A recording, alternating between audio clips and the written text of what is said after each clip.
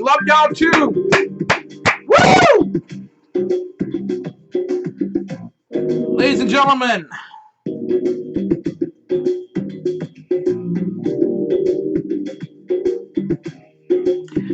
I want to welcome you to the most influential urban conservative talk show in the world. God's so great that he would confound a socialist to invite him as a guest at the Marxist last State of the Union address. Yes, I'm telling you, that's how great my God is. You ought to follow him and obey him. Listen, ladies and gentlemen, we are not ashamed of the good news of conservatism, for it is the power of liberation, first to the Republican and then the socialist.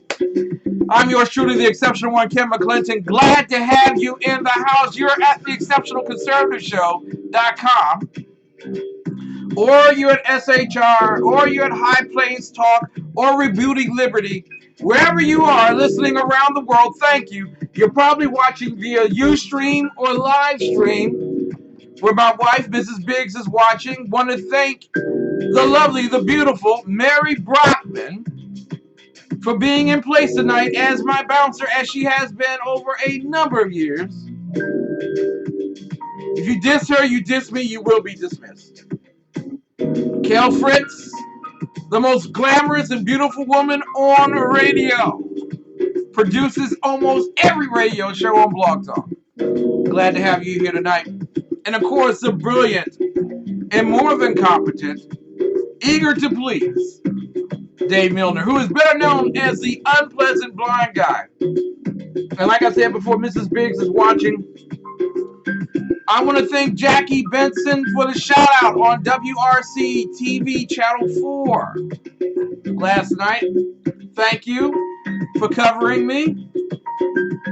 I'm sorry to the Washington Post that I did not get back with you all in time to bust the story wide open the way Jackie Benson did. But nevertheless, I want to talk with you tonight because tonight's show is entitled The State of the Union.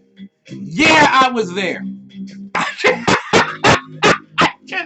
You're trying to keep it as close to the vest as you can. What better way to say it? I was there. I was there. And I'm quite certain a lot of people have things that they want to say. I must tell you, classiest woman in the world has to be Congresswoman Eleanor Holmes Norton. How she attempted to bait me in her office in debate, and then we actually walked into the Democrat foray arm in arm. It's amazing how God works. There's so much I want to tell you about last night. And so I'm not going to delay any further. There's so much I want to tell you all. You know what we do at this time of the night. We take off our hats. If anybody in there like this hat I got on tonight, I want to thank V Beauty, Veronica McCormick. V Beauty, thank you. You made me look tremendous yesterday. Absolutely tremendous. Didn't I tell you I wasn't going to say anything else? I was, yeah. Well, this is what we're going to do. As we should do. On every time that we are together and we start off our show, we should take off our hat. We should find our right hand, put it over our heart, and warm ourselves up because it's frigid in Washington. But no, we're going to say the Pledge of Allegiance, everyone. Ladies and gentlemen, the Pledge of Allegiance to the United States of America. Ready, begin. To the flag of the United States of America and to the republic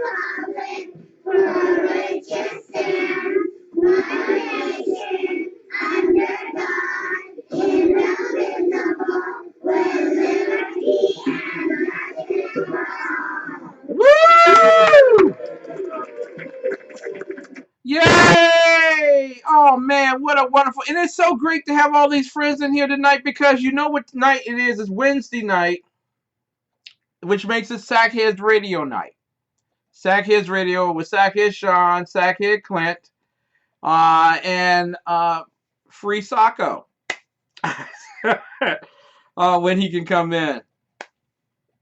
And ladies and gentlemen, um, last night I want to thank also Dan the Man Butcher and Sean Lewis. Dan the Man Butcher from High Plains Talk, Sean Lewis from SHR Media. They put on coverage last night of the main event, the State of the Utopia address.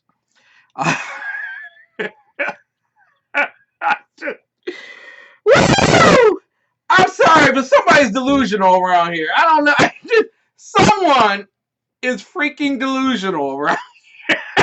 So, I, I, I, I think the two ladies that support Donald Trump, the big chicks, and forgive me, all of you kind and sedate utopian liberals and progressives who tune into the show on a download basis and have to hear me identify people by their race, color, creed, and religion, which we're not supposed to do anymore according to Obama.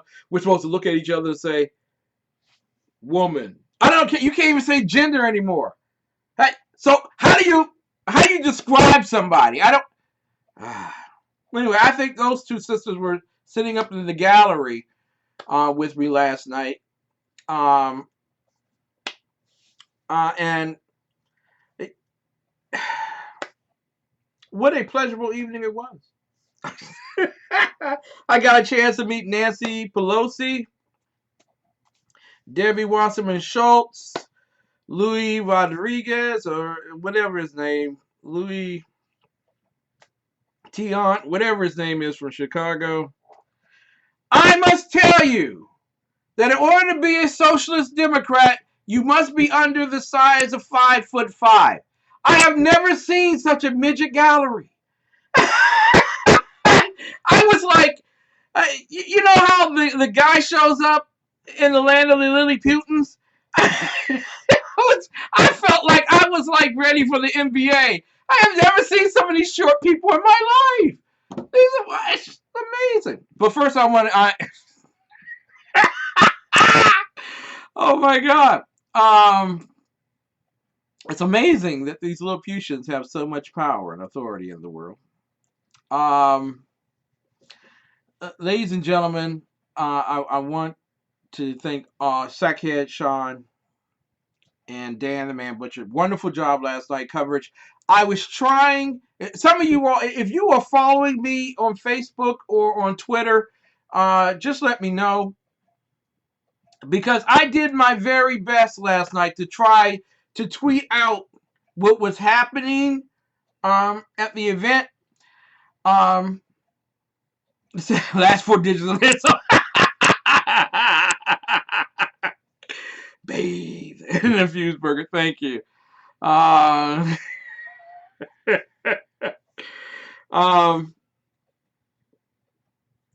First and foremost, and I got to get this clip. I got to play this clip. And I want to thank Jackie Benson, because I got to set the show up right.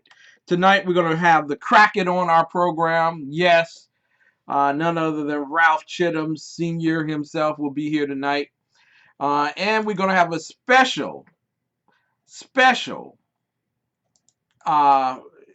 event.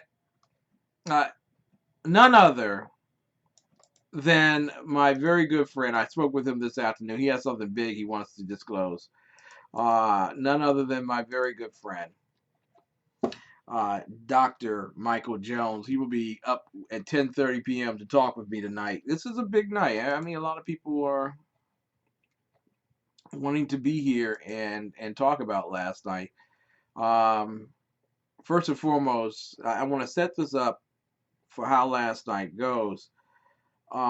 Literally, not one word about our sailors, not one word spoken, not a single word spoken by the commander-in-chief. The commander of the U.S. Naval Forces is standing before us in the House of Representatives giving the State of the Utopia address. And not one word, not a single word about 10 sailors being taken captive by our new ally, the Republic of Iran, the Islamic Republic of. But you can't say Islamic anymore because that identifies you as a bigot and a racist. When can please someone explain to me, when did Islam become a race? If someone would explain that, when, I don't know exactly when, but if someone can give me the date and the legislation that passed, but I'm fast forwarding here. Let me go with uh, really how this particular night was set up. Uh, Thomas wants to get a shout out on the air, and I promise you, I'm going to. In fact, leave your telephone number, Thomas, and in the Facebook, and I will call you because I will call you at 9:45 because I want to set this show up. I want to talk about my experience and how much I just adore being at the State of the Utopian address.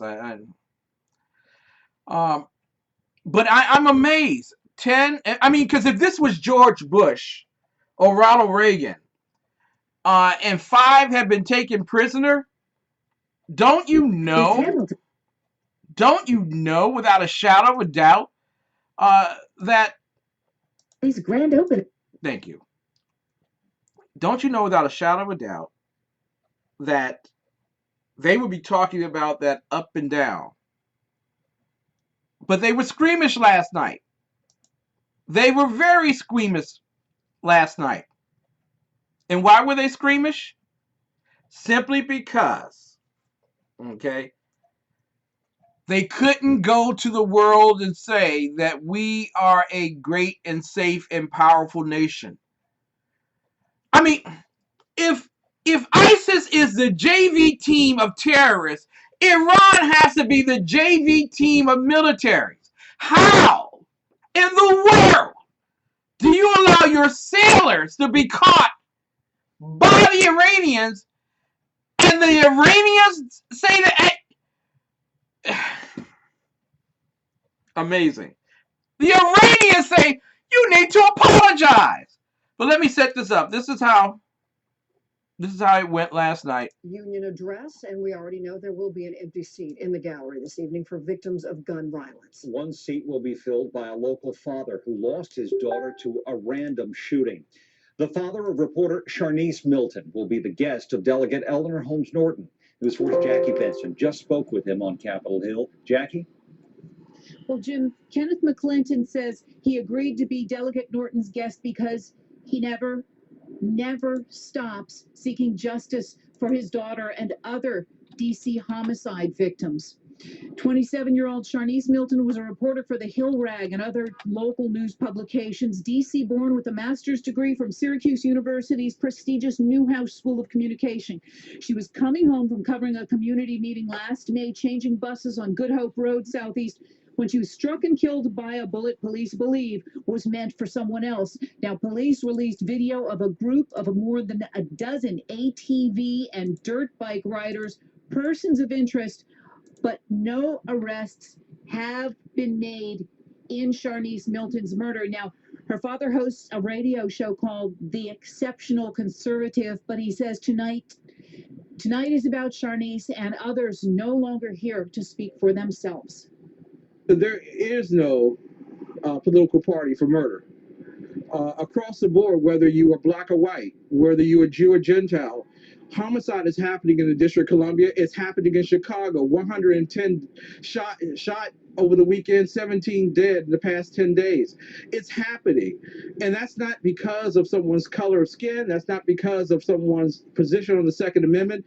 It's because of the flaw in the heart of men. Kenneth McClinton has founded an organization dedicated to solving D.C.'s backlog of unsolved murder cases. Live in Northeast Washington, Jackie Benson, News 4. Jackie, I love you.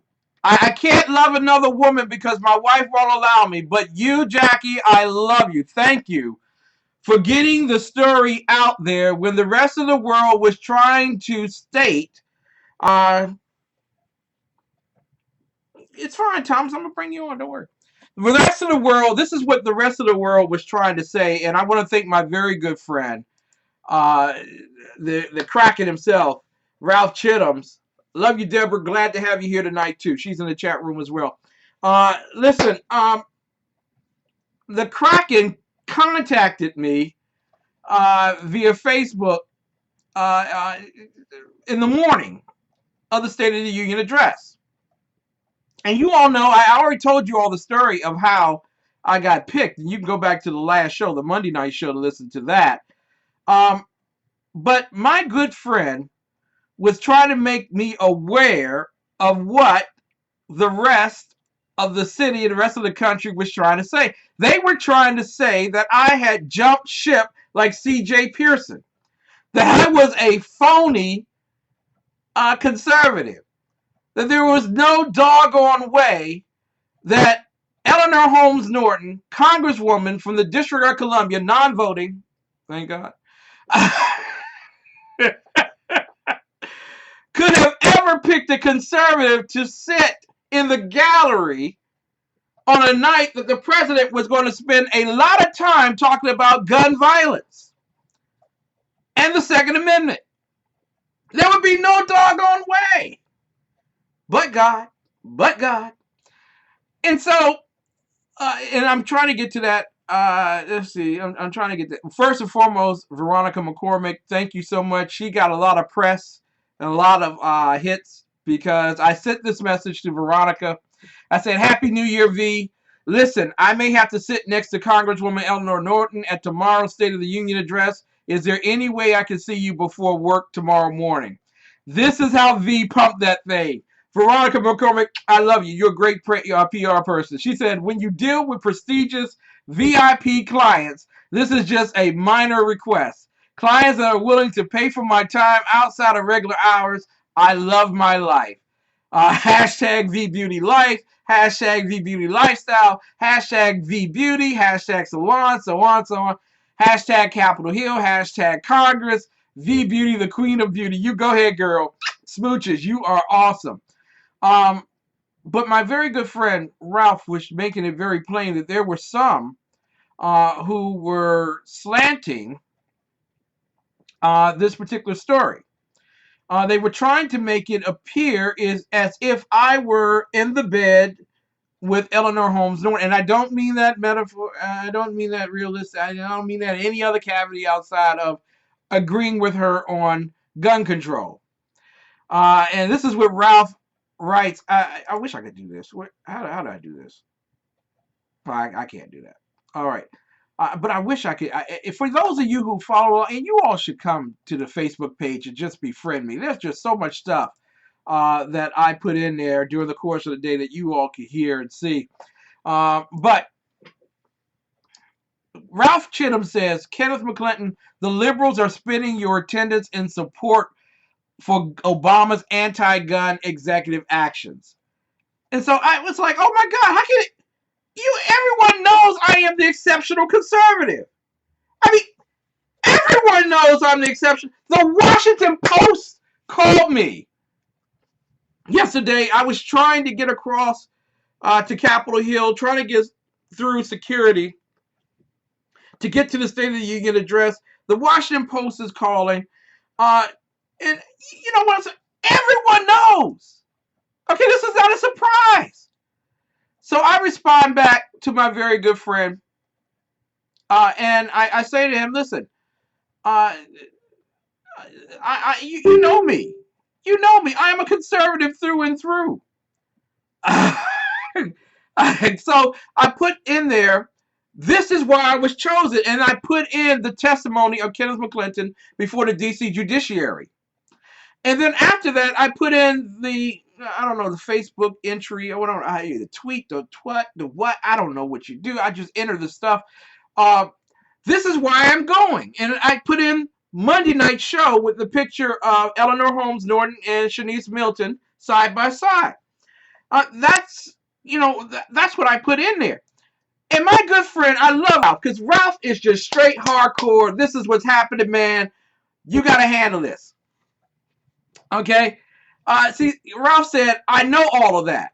I'm just letting you know what the Obamanics are doing. Yeah, all of them lining up, the maniacs that they are. Just the pop star will be giving his last engagement. Get the ticket, and I'm going to ask my executive producer to come in and give me the ticket so I can show you all that I wasn't lying. I actually was invited to attend. But quite frankly, Ralph said, you got to handle it. When Ralph says, I know all of that, I'm just letting you know, Ralph is trying to tell you, man, you need to handle this quickly. And I told Ralph, what high school did I attend and what was its mascot? Ralph said, you're a Warrior, correct? I said, no. Trojan, man. I went to Mackin High School. I'm a Trojan. What is a Trojan? It is a tool used to come in and destroy your enemies as a gift. Jeff Kennedy, good friend of mine, said, I know you can handle the spin. And so I contacted Jackie Benson to let her know that I was going to be at the State of the Union address. And Jackie Benson went, oh my God, we got to cover this. So she called me, and Lonnie Poindexter, want to thank you, sir, because you witnessed the interview. Listen, in this city, you got to have witnesses at everything you do. I try not to even have conversations by myself. That's how thick it is here in the city. And Lonnie watched the interview, and I really appreciate that. And thank you, my executive producer, Francine Milton. Thank you. Oh, I'm sorry. Oh, I wasn't supposed to use your name because now people will know that you are a black teacher in D.C. There we go. That's the ticket. The House of Representatives, 114th Congress, address to the Congress on the State of the Union, President Barack Obama, January 12, 2016, 9 p.m. Gallery 9, Row B, Seat 20. So there I was in that. And so whoever is watching via live stream can now see that ticket as well. So I'm not lying to you. That's exactly what was happening. That's the ticket. It's be held forever, I guess. And then, so I called Jackie, and Jackie did the interview with me. Then I walk over because apparently some people in Eleanor Holmes Norton's office didn't know I was a conservative. You see, to Democrats, socialists, utopians, Marxists, and so on, to them, everything is about politics. Everything is, your death is a political issue. If you die a Democrat thug, you will get an honor. If you die a conservative, good-going, Christian, female, black, well-educated, if you do one of those, you will not get anything. There's no parade for you. Okay? You don't fit the narrative, especially in urban America. You don't fit the narrative.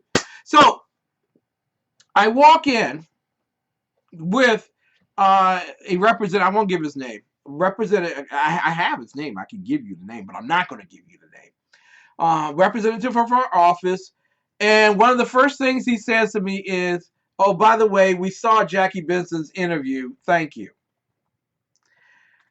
The reason why Jackie Benson's interview was important with me was to diffuse in Washington, D.C. the uproar. There was serious uproar in Washington, D.C. I lie to you not. People think I'm lying and I'm trying to make myself bigger than what I am.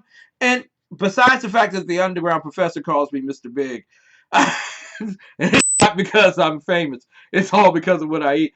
But I'm not trying to blow this up. This is absolute truth. People were very hostile, knowing that a black conservative was selected by a black utopian female executive of a representative of the House for the District of Columbia to sit in the gallery and listen to Mr. Delusional, or the president of the United States, whatever you're at. And so that I want to thank the Kraken, but I also want to thank Jackie Benson again. That you just don't know. In this city is really ticky tack. It really is seriously ticky.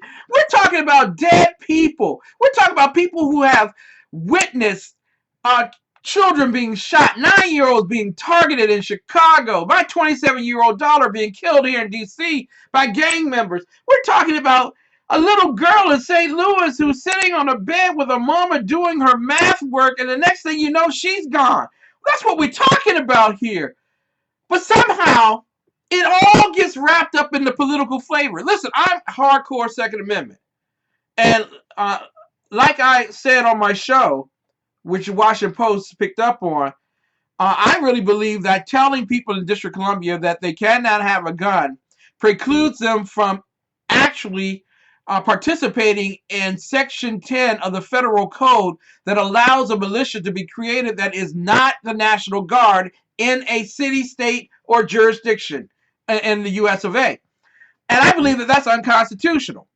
And broach it or not, if you tell me that I can't protect myself, then literally you are sentencing me to a hardcore death in the streets of D.C. That's just as simple as it is.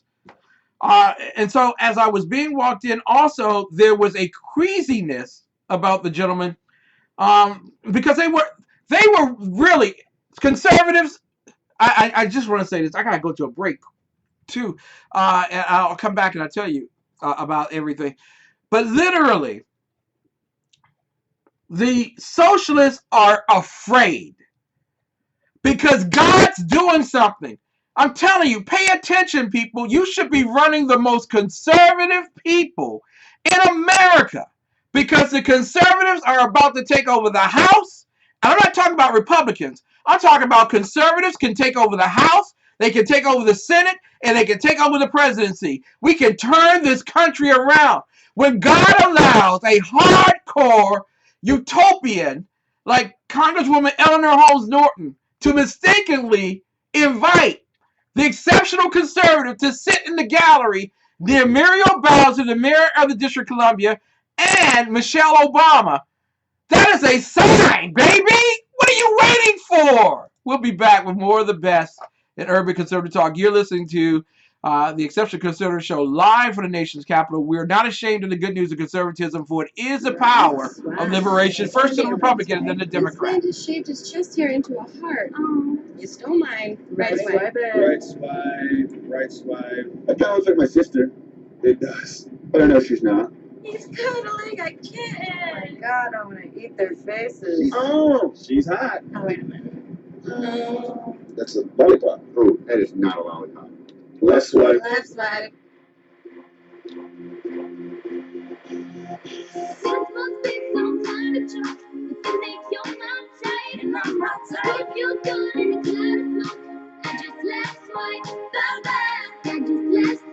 Left swipe that. Why you gotta swipe it left? Yeah. You gotta swipe it left. Swipe that. Why you gotta swipe it left? This is stuff I don't like, so I gotta left swipe that. Look at you with your shirt off, flexing. You're buff, but you puff. Hashtag perplexing. Yeah, you worked out, you're in shape. Okay, I like the 6-pack abs, not the 6 packs a day. Came across a photo with this green-eyed body. Whole nine, pretty face, tight waist, nice body. But I just couldn't overlook one small fact. She smokes like an old man at a racetrack. And I'm not tight. If you're good in the cloud, I just left swipe. I just left swipe. Left swipe that. Why you gotta swipe it left? Yeah. You gotta swipe it left. Swipe that. Why you gotta swipe it left? This is stuff I don't like, so I gotta left swipe that. Mr. World Traveler, your trips look expensive. Sitting on a mountaintop looking offensive. I'm about to ask, how's the air up there? But based on this pic, I guess you don't really care. Lots of chicks in the pic, not sure which one's you. Them cigarettes are taking you from 10s to 2s. And one thing's true about your whole crew, none of you cigarella's gonna be my boo. Smoking with the tiger? Left swipe that. While you're on a hang glider? Left swipe that. Smoking while acting healthy. Left swipe that. Smoking all stealthy? Left swipe that. Smoking with a duck face. Left swipe that. At a monster truck race? Left swipe that. Smoking at the prom. Left swipe that. Even in a photo bomb? He don't care. Let's like that. Why you gotta swipe it left? Yeah. You gotta swipe it Let's left. like that. Why you gotta swipe it left? This is stuff I don't like, so I gotta Let's like that.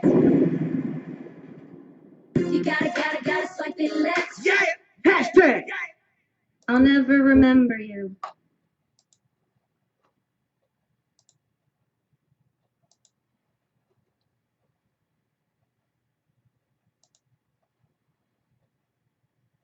Hi, my name is Christopher Arnold. I'm the executive chef of a Fuse restaurant, and today I'm gonna walk you through some of the meals that we prepare here.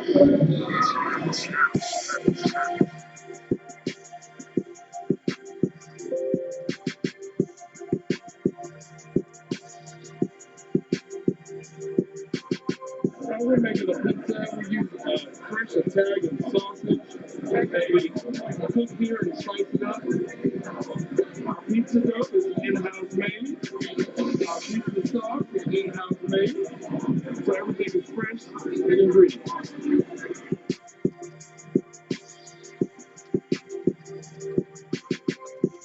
This is our Thai curry chicken. The sauce is made with coconut milk and a Thai red curry. It is juicy chicken thighs as well as some mixed vegetables, served with jasmine rice and pita bread. So now we're going to prepare our famous blackened tilapia and grits, our fish and grits on the menu.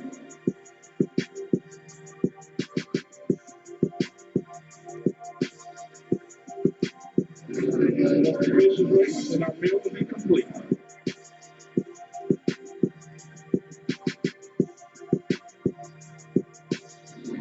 Let me tell you about our infused heat burgers. So we kick the spice up just a little bit with our infused sauce. We start off with 80-20 USDA ground chuck hand patty burgers, like half a pound of burgers, and we're going to grill it to perfection. After I flip the burger, we add the sauce and let it cook on it till it makes a little bit.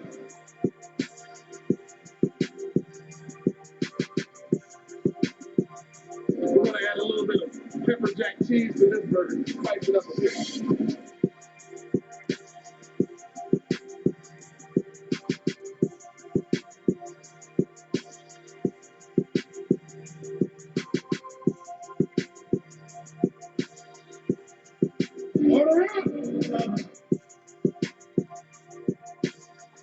Ladies and gentlemen, I am so looking forward to this weekend. I am going to find a way to get to Infused Restaurant. I am, without a shadow of a doubt. 6339 Allentown Road, Temple Hills, Maryland, 20748. Telephone number 301-449-9000. Maybe after the march, I'll take Howie Coleman from Coleman International Agency. And also, why? Oh my God, I forgot. Oh, I'm going through old age here. But I want to take a lot of people with me. We're going to eat. We're going to talk. We're going to talk about open heart, closed case. Infuse.com. Got to be there this weekend. Somehow we're going to find a way to get there this weekend. Ladies and gentlemen, I'm looking for 40 young men of God. I want some strong, Bible-believing Christian men who are willing to walk with a cross with me on Martin Luther King's birthday. I cannot see, and this is what I can't stand. Don't be a whiny Christian sending me back email talking about what will the temperature be. I don't know. If I were, I would be God. Come on. I don't know what the temperature. It might rain. I want to tell y'all something. This brother right here walked in a major rainstorm on a Martin Luther King parade. I walked through it with I did not have anything in terms of coverage on me, no raincoat or anything, and I didn't even have a hat. We got a group of men together and we walked a group of men down the center of Martin Luther King Jr. Avenue in a rainstorm. They were so committed to making changes in urban America. This brother, this one right here, and no, I didn't catch a cold afterwards, and yes, it was very cold, and yes, it was very rainy, but God covered us. So I'm going to tell y'all, if you are a whiny Christian, man, don't waste your time sending me an email talking about you want to be there, but you don't know what the temperature's going to be like. What should I wear? Ask your mommy. In the military, there's not a question of what you wear. Hey, a t-shirt and shorts, and you're marching at 4 in the morning through. Does anyone understand what I'm saying? Does anyone out there understand what I'm saying here? I don't need any whiny Christians with me walking. We're walking here. We're walking. Yes, this is SHR night, people, and I want y'all to stay in the chat roll. Well, actually, don't stay in this one. Go to the SHR Media Center. There you will, because I'm not privileged to have access to their new site. You know what I'm saying? I'm not qualified. No, I'm just kidding.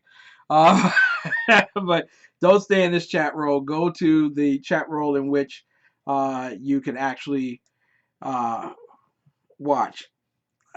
Mary says, I was in DC in November. I know what it's like.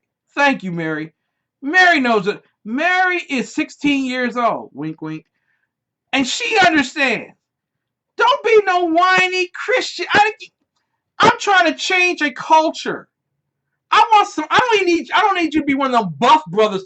Yeah, I don't need that. But if you come, that's fine. But that's not what I'm looking for. I'm looking for some strong, godly men who understand that. And I had this conversation with Eleanor Holmes Norton, DC Congresswoman, yesterday.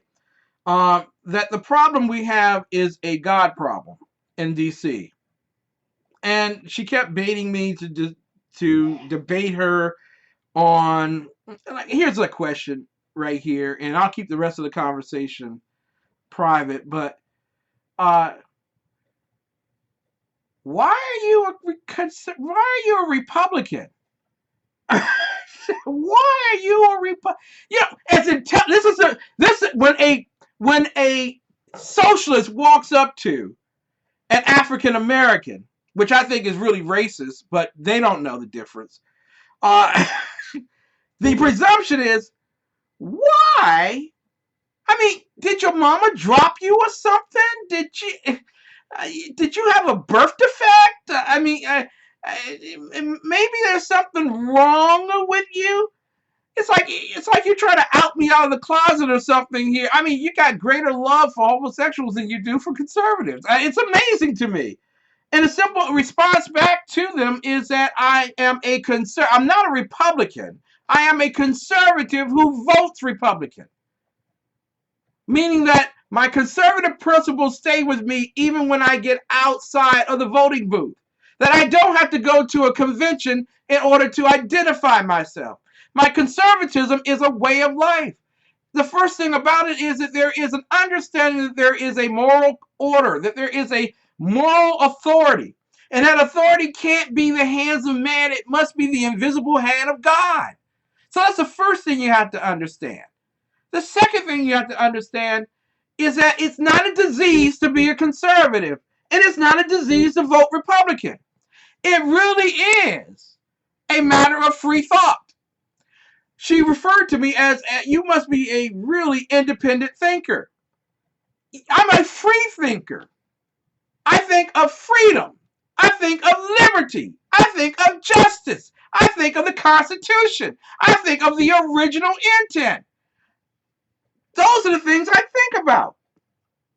So all of this dastardly opinionating by those who happen to be on the left, like you suffering from cancer or something, and maybe we should, or what's that other disease where you can't be amongst people or whatever? Leprosy? Yeah, leprosy. Like if you're a conservative, you have leprosy. Are you kidding me? So one of our problems, and had a wonderful time in her office, met her staff that resented that I was there. And one even came running down the stairs to give me my coat so I wouldn't have to go back to get it after the speech.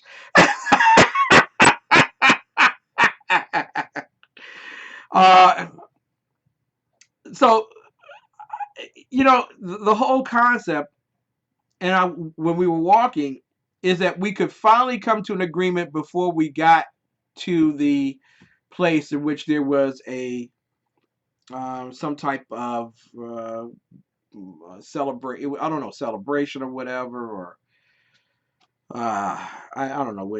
They were eating and drinking in galore. Non-alcoholic, of course. I have to give it to them. They have some morals, I suppose. We're going to show that we love God by not drinking.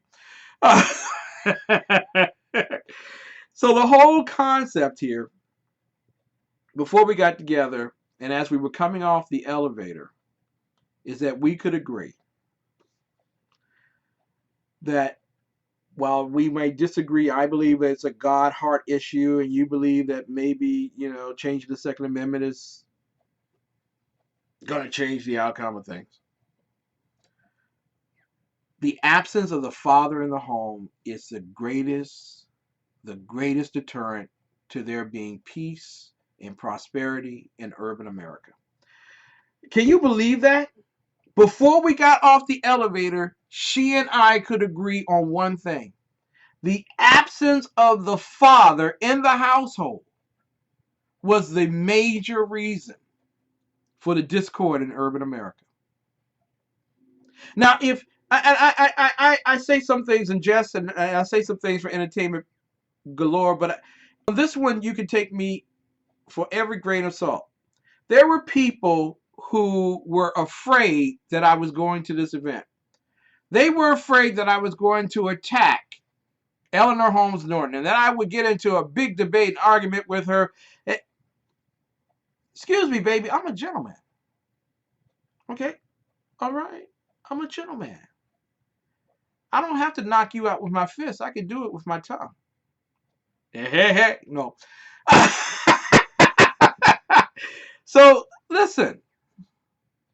For two people who are as wide on the divide of life as Eleanor Holmes Norton and Ken McClinton are, to get off an elevator with a simultaneous agreement that we must go back to the original intent of family, that the father has to be in the home.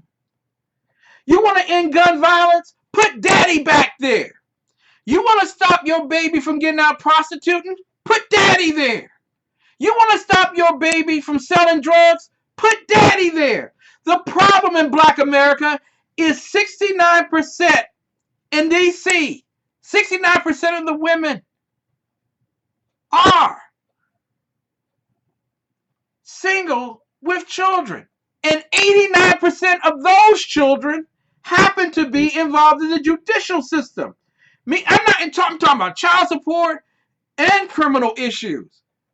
So it's like you're born being raised by the courts and judges and lawyers and legislators and not being raised by daddy. The missing piece in all of this is daddy.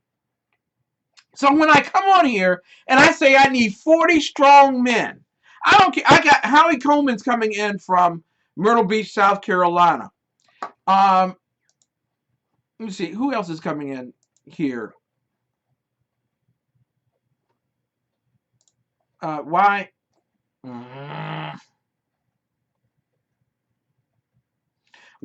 Nightstorm is coming in from Atlanta. I just got news. Daryl Graham is coming in. And Daryl Graham is a huge supporter, always has been. He's coming in from Linden, New Jersey to carry a cross. This is a test of something to come, people. I just want to let you know that. But ladies and gentlemen, people are coming in from around the country to carry a cross. These are strong black men. I don't need wimpy guys anymore. I don't. We don't have time for it. The hood is dying. And there are people on Capitol Hill that would allow you to burn out. That your grass might grow green again, that others may take your place. I'm telling you right now, In order for us to achieve success, we must go back to a standard. What we agreed on, and she did not realize, but I firmly did. I kept saying God, God, God. She kept saying gov, gov, gov. And then we agreed that only a father can change anything. So what she did was eventually agree, without there being contentiousness, to the fact that where do fathers come from but by Father God? You understand what I'm saying? So I don't need any more wimpy Christians out there, because that's how we got 162 people dead on the streets. I don't need any more wimpy preachers and pastors who want to wear robes and drape themselves in the glory of God without drinking from the sacrifice of his cross. I don't need any of that. What I need are some strong Christian folk who are ready to get up, ready to make certain that gun violence, knife violence, and any other violence is controlled not by the law of the land, but controlled by the hearts under the control of God. I need people who are strong enough in vision to understand that when you have unresolved homicides in your city, that your city ain't safe. In Washington, D.C. today, right now, sexual abuse is up 367%. No, not 36, not 3.67, not 36.7. Sexual abuse is up 367%. If you can't stop homicides, then the next thing they will go after are your daughters. Ladies and gentlemen, rape is real. When you can't preserve a life, then it becomes a property. And property values escalate and de-escalate based on the way people think about the way you are. In that room, when I was standing next to Nancy Pelosi, and she welcomed me and greeted me with a kiss, in that room, okay, a lot of people, if they really knew who I was, would have hit me with a brick. And I had a great time talking with Senator Elizabeth Dole. What a beautiful woman. The Dole Foundation, we're going to work on getting her on my radio program very soon. But ladies and gentlemen, I am telling you without a shadow of a doubt, the number one issue, the number one problem that we have in urban America is the absence of godly fathers. I'm not talking about fathers. You can be a father and allow your children to do whatever they with reckless abandon. But a father is a protector, a keeper. And I do want to leave this one message before I go to the phones. I gotta go to the phones to get my big brother on there, Thomas Dwayne Smith. Love Thomas. Want to get my brother on the phone. But this is a message to Muriel Bowser, Mayor of the District of Columbia. As a citizen, I was hurt. As a journalist, I was ashamed. As a commentator, it was what I expected of you. What I'm going to get you for Christmas, once I find out your shoe size, are track shoes. It was not right that you jetted past me, knowing who I was, having sat in my house, having greeted my wife, to explain to her the condolences of the city of Washington, knowing that it was Congresswoman Eleanor Holmes Norton that invited me to sit in the same gallery area that you were sitting. It's not right that you jetted past me. And I understand the first time. Maybe you needed to get someplace. Maybe you need to talk to somebody. Although I saw you sat down and you didn't talk to anybody. And the first time you went up the opposite stairs, I understood that you were wanting to talk to the First Lady, as you do have a privilege that nobody else in the country has, the ability to sit and talk with the President and the First Lady. and to actually go on the House floor and deliver a speech whenever you want to. You can do that. But at the end of the evening, when we were all standing and waiting to exit, and you saw that I sat down and I was looking directly at you, and you looked at me, and then you bowed your head to the left and then to the right, and then you turned around and you ran up the stairs to get out of the gallery without coming back in the direction that you had originally come, because that would have meant that you would have crossed my path. I was ashamed. I wasn't going to ask you for anything. I wasn't going to demand anything of you. In fact, I was going to greet you the same way I greeted Eleanor Holmes Norton in her office, with grace and with love. You see, I know that you're working as hard as you can based on your ideology to protect the citizens of the city, although I believe your ideology is the weakness for it all. But to treat your citizen like that, maybe if I was an illegal alien or a Syrian refugee, or maybe if I was a PAC funder, you would have jettisoned over to see me and shake my hand. I know you can always tell the public and tell the world that you did not see me. But in our hearts, we know the truth. We looked at each other, eye to eye, and you turned and you ran. That's not leadership. And that's not civility. We will disagree always on most things, Muriel Bowser. And I know that you really care and love my daughter and want her case to be solved. Maybe because part of the political part of that is that it would finally be off your desk and you wouldn't have to worry about it anymore. But I also see a bigger human being in you. Someone who might care enough to think that that could be me. That could be someone I love. And that I would hate to see a child, a woman, die because she could not protect herself in this city. And there was nothing there to protect her. I know your thoughts sometimes because you say them. But I know your heart now by the way you acted towards me. You see, with grace, Congresswoman Eleanor Holmes Norton greeted me. And she knows that we would never agree on all things. In fact, most certainly maybe 98% of all things. But we were able to find common ground on one thing before we left the elevator after a 15-minute conversation. Why is it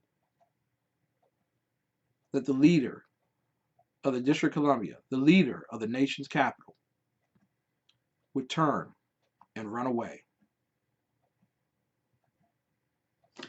After this break, we'll be back, and I want to talk with my good friend Thomas. We'll be right back.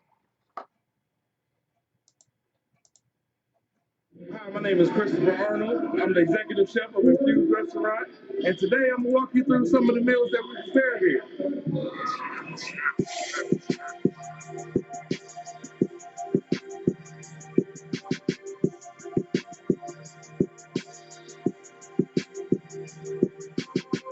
We're making a pizza. We use fresh Italian sausage that they cook here and slice it up. Our pizza dough is in-house made. Our pizza sauce is in-house made. So everything is fresh and ingredient.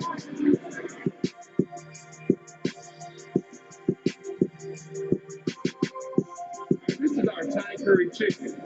The sauce is made with coconut milk and the Thai red curry.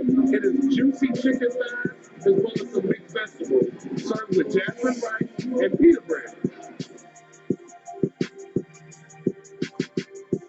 So now we're going to prepare our famous blackened tilapia and grits, our fish and grits on the menu.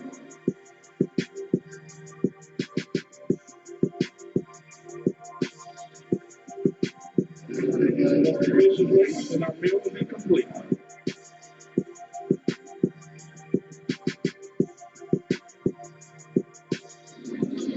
tell you about our infused heat burgers. When we kick the spice up just a little bit with our infused sauce. We start off with 80-20 USDA ground chuck hand patty burgers, like half a pound of burgers, and we're gonna grill it to perfection. After I flip the burger, we add the sauce and let it cook on it till it makes a little better.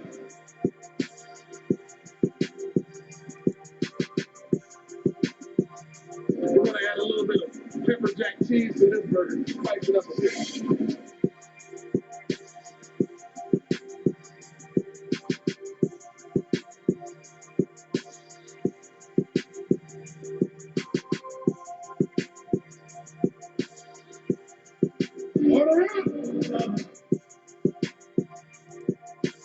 Ladies and gentlemen, you know 6339 Allentown Road, Temple Hills, Maryland, 20748. All those people who come in from out of town, I want to try to find our way over to Infused Restaurant so that we can enjoy and celebrate the life of my daughter and all the other unsolved homicides in District Columbia.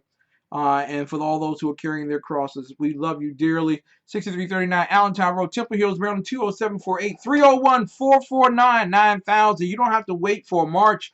You can get yourself catered, and you can also get great food at Infused Restaurant, infusedinfused.com. Want to pick up the phone now and call my very good friend from the great state of Kansas. What is that? Special ring? You got a special ring here or something? Hello. Good evening, Thomas Dwayne Smith. You are on the Exceptional Conservative Show, live from the nation's capital. And you are the first caller on my program for 2016. Thank you so much. Well, that's a good thing. Kind of like how you was the very first caller on my show ever. Back in June of 2011. Exactly. So. God bless you, sir. How are you feeling? Well, my health is getting better, and other than watching all the idiotic things going on in the political arena, I'm doing well. You just can't make up some of this stuff that's going on. And then you have our president, as you said, didn't even bother to mention about our soldiers in Iran. That was theater of the delusional. I believe he believes he's the best president and best commander in chief in the history of mankind.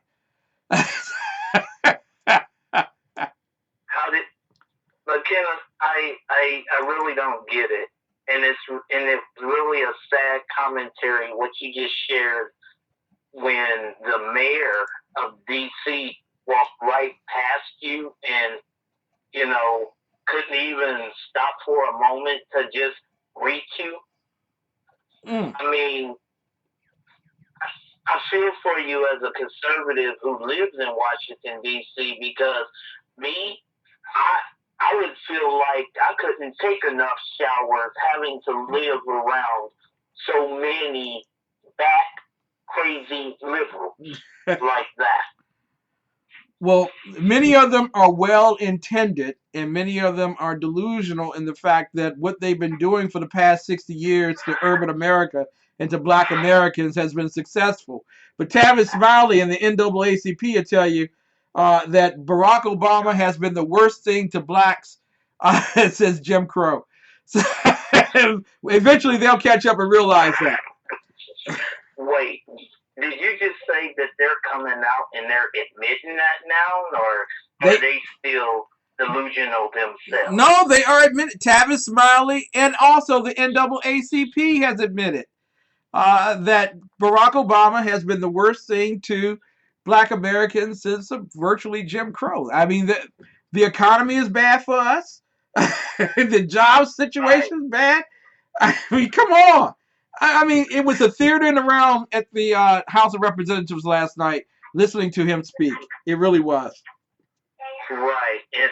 I couldn't even bring myself to listen because of the fact that I knew it was going to be the same old, and I'm still like this.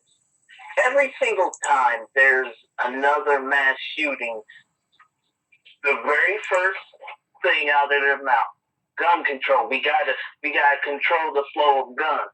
And I'm like this. Hey, idiot. When are you going to address the criminals?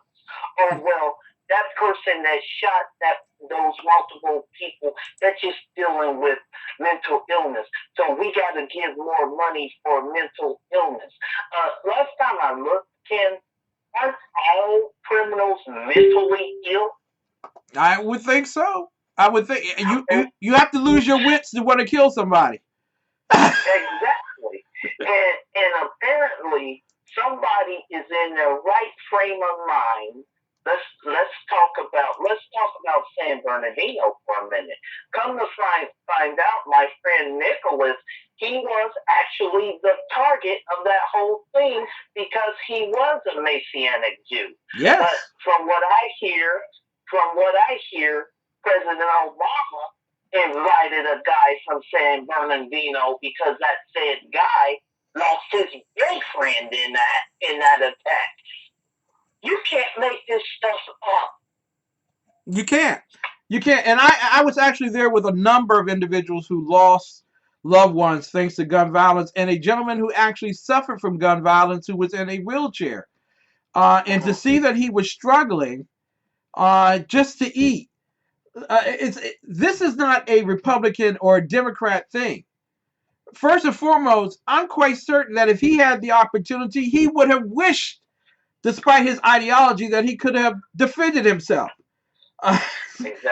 You know, and the worst thing is to sit there and with profound peacockishness look down on someone because they believe in the Second Amendment and believe in the God-given right to protect oneself, and that the government should be going after the criminal and not making a criminal out of the victim.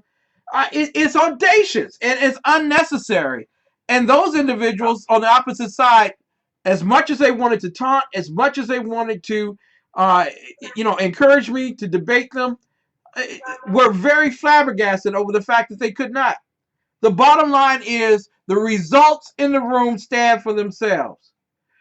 Exactly. Those who believe in gun control have contributed greatly to the demise of families in this country. Those that believe in the Second Amendment have protected the family and protected the nation. So it stands for itself. It speaks for itself. You don't have to get into a debate with them. Thomas, I am so glad you called in. God bless you, sir. I pray that you get better. And I know that you'll be listening to the show more often. Yes, most definitely. I'm glad you took my call, and thanks for the shout out. Happy late Christmas and Merry New Year. You know what? I got to do the Steve Harvey here. It's a happy Merry Christmas to you too. All right, sir. God bless you. Oh, you know what time of the day it is. Ladies and gentlemen, when we start the second half of our program, we raise our right hand so that we could possibly find out exactly how we put it over our heart. Oh, okay, there it is. It naturally does it right over the heart. And we take off our hats and we prepare to pledge allegiance to the most beautiful, most great nation in the history of mankind, a providential, divinely ordered nation, the United States of America. Get yourselves ready. Let's go. Ready, begin.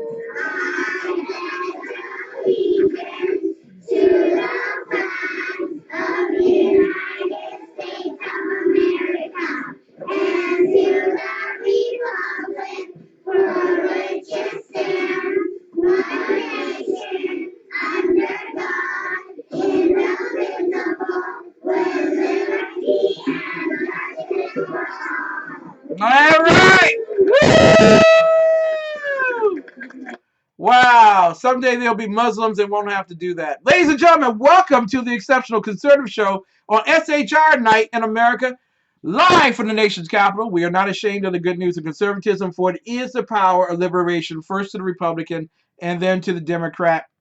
Ladies and gentlemen, I want to thank everybody for all of your support as you have been doing so, and flamboyantly so. I want to thank Mary Brockman and Dave Milner and all the others, the Kraken himself, who have been putting all this stuff out on the internet. You guys are just wonderful. We're about to release the Kraken right here. He is born and raised, and I believe is it. Well, actually, he wasn't born in Baltimore, but he was raised in Baltimore, and certainly is a survivor here in Washington D.C. He is also vice chairman of the Republican Party here in the nation's capital. Want to put it up? Give it up for the Kraken, Ralph Chittams Sr. Ringy Dingy 1, Ringy Dingy 2, Ringy Dingy 3.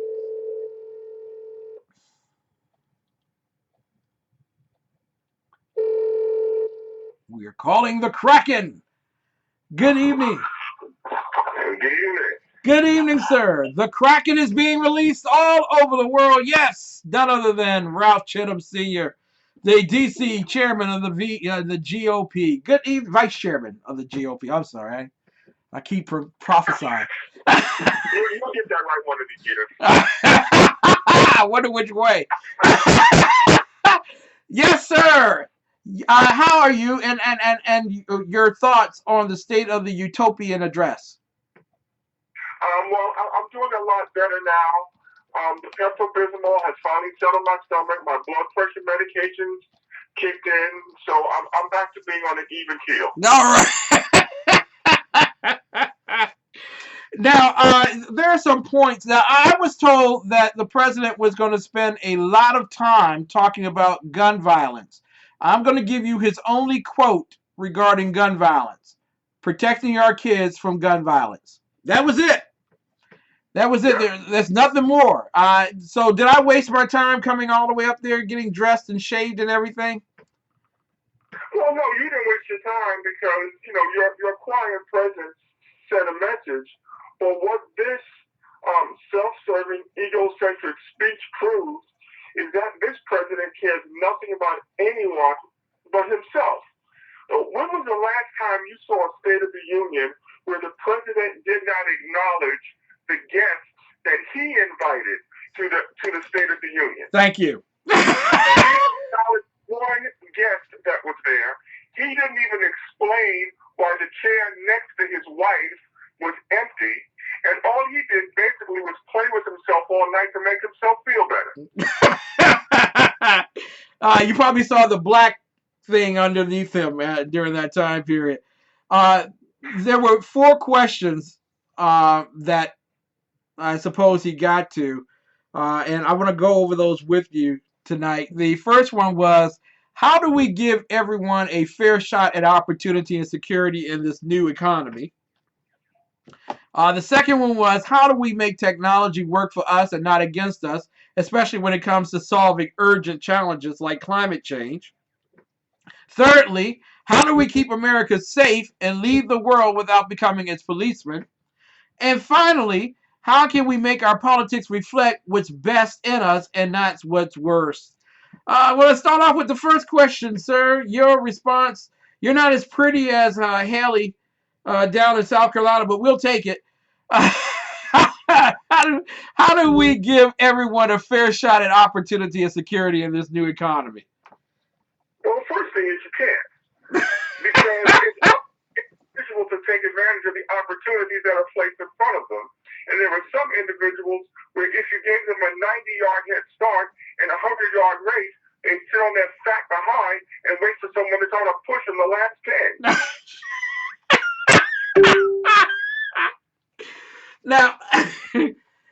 Now, fairly now, some people need a little extra help. Aren't we here to do that, sir, as a government? We are here to help people who need the help. There are people who are developmentally delayed, who are infirmed, who are elderly, who through no fault of their own are incapable of taking care of themselves. And yes, Even though this kind of rubs me the wrong way, we should be there to help them. But now what I say to people, and as a person of faith, I think you'll appreciate this. I've read the Bible. I probably read the Bible from cover to cover a few times. And I've never seen anywhere in the Bible where Jesus told the state to take care of the widows and the orphans. But he did tell his followers to do so. So when you look at the biblical model, it's not the government's job to take care of the widow and the orphan. It's the job of those of us who have a belief and a faith in a living God. We're talking tonight with the vice chairman of the DC GOP, and a man who you will see in the history book someday will go down as one of the true leaders in helping a lot of individuals come out from under the shadows and announce that they are conservative and run for offices. None other than Ralph CHITTAMS, the KRAKEN tonight. Sir, we all agree that there is no doggone way that you can have an equal outcome in life. If that were the case, I would have an Oscar just like Brad Pitt. But but I don't. It just doesn't work that way. If Brad is one, I don't think you really want one.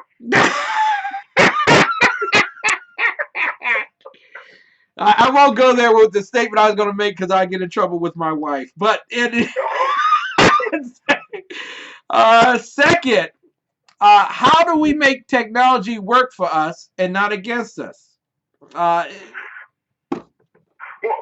one thing that we need to do is we have in this country focused on STEM education, science, technology, engineering, and math. But yet and still, we have politicians who insist on increasing the number of H-1B visas to bring in foreign workers who are paid sub-wages for the same positions that we claim we are training our high school and college students to fill. So if you don't want technology to work against us, how about we reduce the number of H-1B visas and take those positions and pump American workers into them so that the innovation and the technology advancements will come from inside the country, will stay inside the country, will increase the employment rate inside the country, increase the tax base inside the country, reduce welfare dependency inside the country. Seems like a pretty good idea to me. I think so. That kind of talk is going to keep you off the Roland Martin show, dude.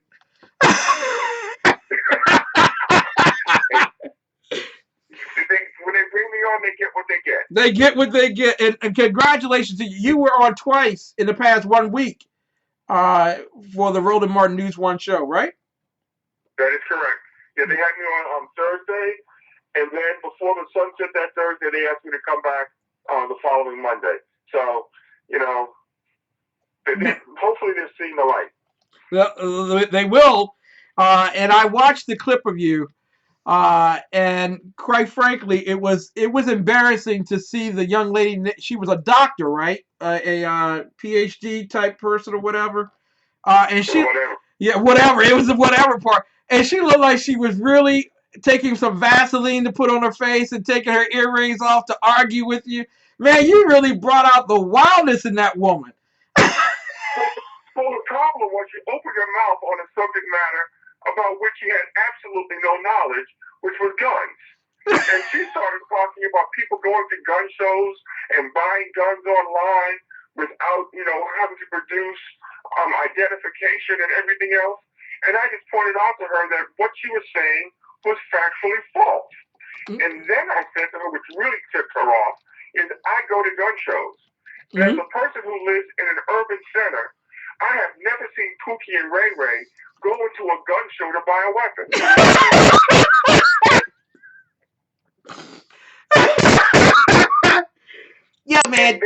Yo, man, is this for sale? And that's when she went off and talking about Republican obstructionism, which had absolutely nothing to do with the subject matter that we were talking about. But she was embarrassed because she was proven to be an idiot and didn't know what the heck she was talking about. So she went there and ran it like a ghetto girl. Exactly.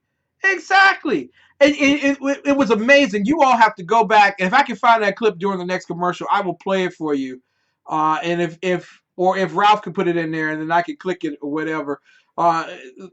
he did a wonderful job. It was 4 against 1, and he made Roland Martin and every single one of them so mad they were foaming at the mouth. They had never gone up against a conservative who could actually hold their own against them. And he did a great job. It was a wonder they invited you back. And if you notice, I did not stoop to her level, and I did not attack her, because at the end of the day, I am first and foremost a Christian man, and I am not going to attack a woman. There you go. There you go. Come on. Let's put the boxing gloves down. The other thing is climate change. Now, I listened to him from the gallery, and I watched how the mayor of the District of Columbia got up and clapped over climate change. First and foremost, sir, is climate change real, man? Well, of course climate change is real, because as long as the planet has been in existence, we have gone through periods of climate shift. All you have to do is just look at the deserts, which were once lush greenlands, to know that, of course, through time, there are shifts in the climate in various regions of the country. The question that has to be asked is, what is the effect, or how much of an effect is man having on climate change? Now, in the speech that Obama gave, he pointed out that the United States is leading the world in its reduction of carbon emissions, but yet and still he wants us to cripple our economy and our industry even more by reducing those emissions even more, when the biggest polluter on the planet right now is China. Yeah. And if you really want to make an impact in reducing carbon emissions that would arguably have an impact on global warming or climate shift or whatever it is you want to reference it to be, you would have to talk to China, not the United States. Thank Why you. are you trying to cripple our economy? Only a Marxist can do that. This is his comment. I'm reading from his State of the Union, State of the Utopia address. He said, climate change is just one of many issues where our security is linked to the rest of the world. And that's why the third big question that we have to answer together is how to keep America safe and strong without either isolating ourselves or trying to nation build everywhere there's a problem. Sir, is there a way for us to isolate ourselves without policing the world? Of course there's a way to do it, but it's going to cause so much economic disaster in this country that it wouldn't make sense to even try it. Now, you really want to know how to make this country safe? Elect a Republican president. Oh, now I want to get into another question with you, and when Dr. Michael Jackson, Dr. Michael Jones comes back with us in a few moments, he's going to talk about an issue that's happening in the census. But we've been told that it is bigotry and hatred to disparage the Muslim race. When did Muslims become a race of people, sir? When they figured out, like homosexuals, that they could become a race and then charge everybody else with being a bigot.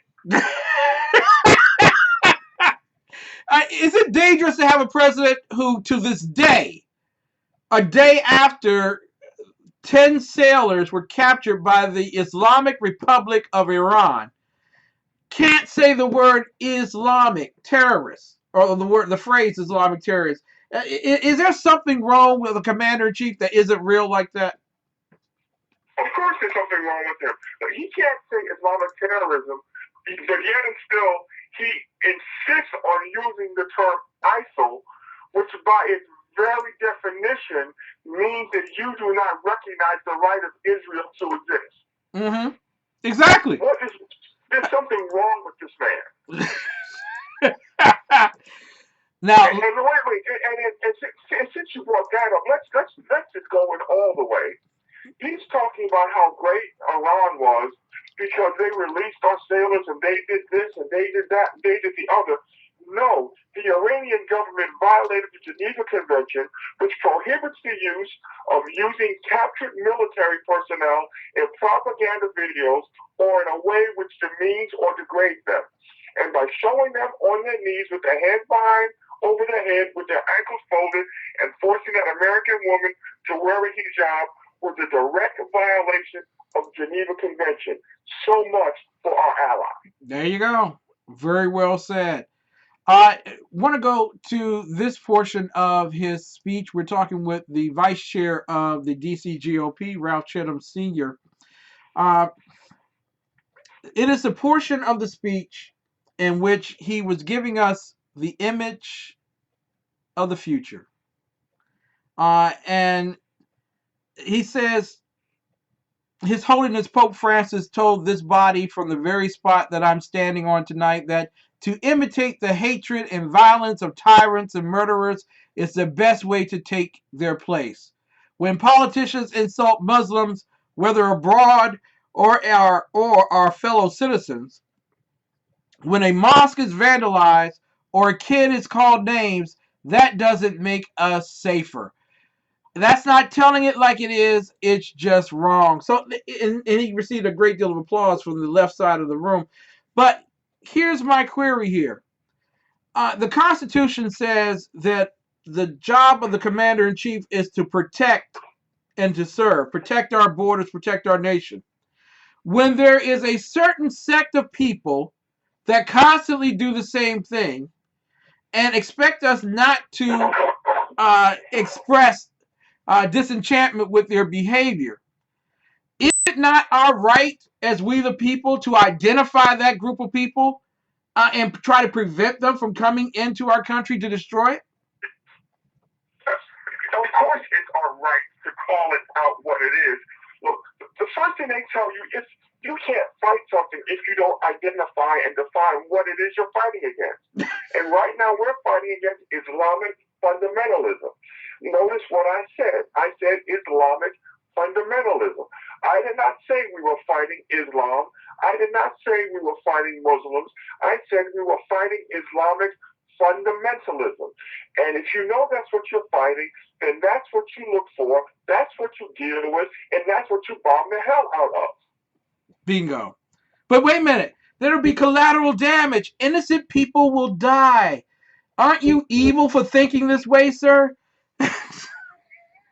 You know, I have always had a problem with embedding reporters in military units because, unfortunately, war is an ugly business. Now, you know, if you want to have another show, we can talk about the just war and Thomas Aquinas and St. Augustine and all the rest of that. But when the decision is made to go to war, and that war is determined to be a just war, unfortunately, there is always going to be collateral damage. Yeah. That's just the way it is. And anyone who says otherwise is a Pollyanna and is wearing rose-colored glasses.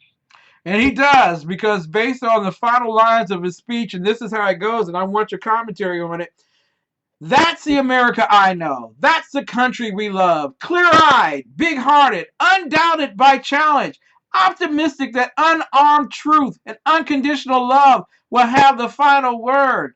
That's what makes me so hopeful about our future. I think I'm delivering it better than he did. I believe in change because I believe in you, the American people. And that's why I stand here confident, as I have ever been, that the State of the Union is strong. That last line was, I believe in change because I believe in you, the American people. What part of those two clauses can we go with? Does he merely believe in change, or does he believe in the American people? He believes in change because he is an Olympiite.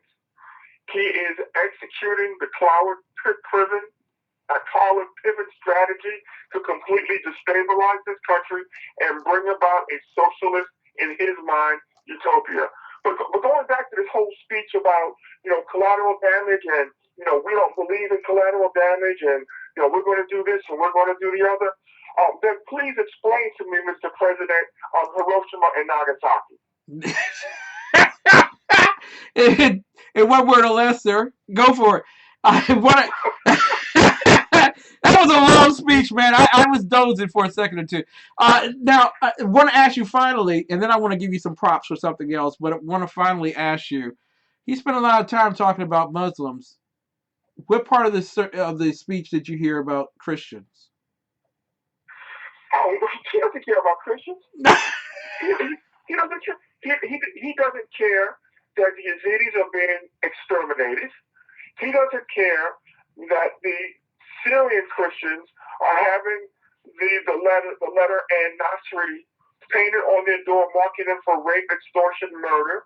He does not care.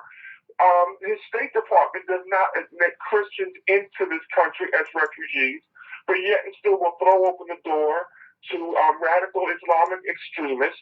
He does not care about Christians. And I say that not out of any animus towards him. I am just judging him by his actions. One of the problems with last night's speech was it was built around that empty chair. Remember the Republicans had an empty chair at the convention a few years back?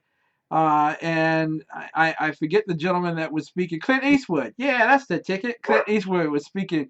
Well, last night there was an empty chair next to Michelle Obama, the First Lady. And quite frankly, there was never really a reference to the empty chair. No, it was, and if you're not, a Politico like us, who, pays attention and read this kind of stuff, you had probably half of America sitting there last night scratching their head going, who's missing? Imagine how stupid that was. You pull a stunt, and then you don't even explain the stunt so that people who aren't in the know, who just tune in because, the president's giving a speech tonight, let me see what he has to say. They have no idea why that chair was empty.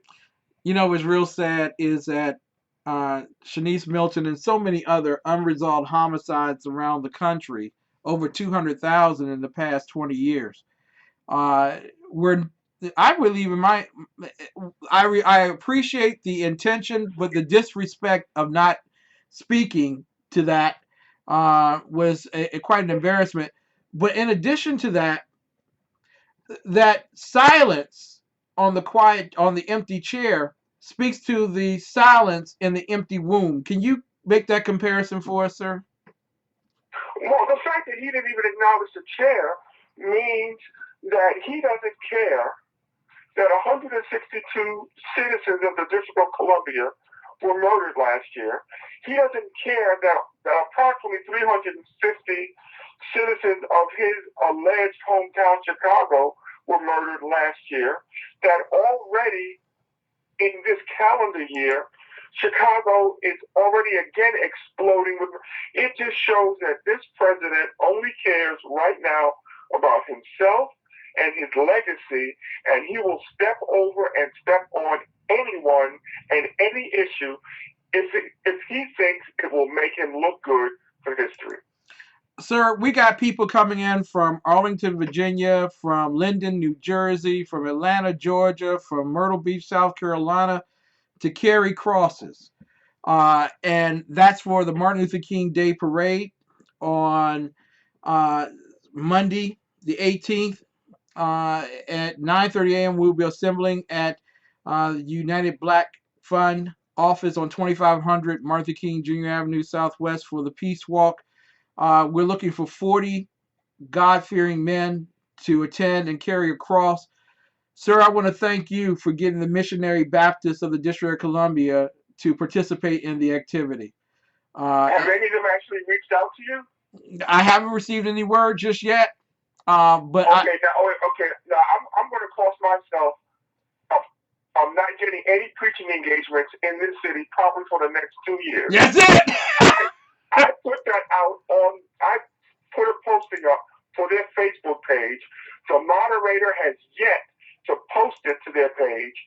I reached out to one of their officers, sent it to him, told him to contact you or to contact me, and I will say this, if these black preachers here in the District of Columbia don't show up to participate in this peace walk, then they need to shut up, get out of their pulpits, shut their doors, and go somewhere and sit down. Bingo.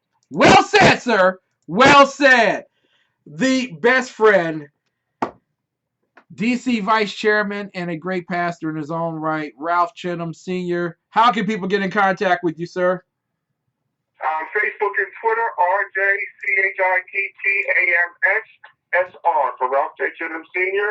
If you want to start a conversation, just drop me an email at ralph.chittams@dcgop.com. All right, sir. Thank you so much for coming on tonight. God bless you, and I look forward to seeing you on Monday. God bless you. See you on Monday. All right. Ladies and gentlemen, this is real. This is real. And there's a lot of people that have been playing church for a long time. And listen, the city knows. The neighborhood knows. I was walking through Union Station last night, and this inebriated woman who was homeless, sitting in the station, yelled out, "You are very handsome." I said, "Thank you. You too." I didn't know how to react. But people see it. People see what you are, even when you're not trying to show. The part of the problem here in the District of Columbia, like I told Eleanor Holmes Norton yesterday, is that it's an absence of God.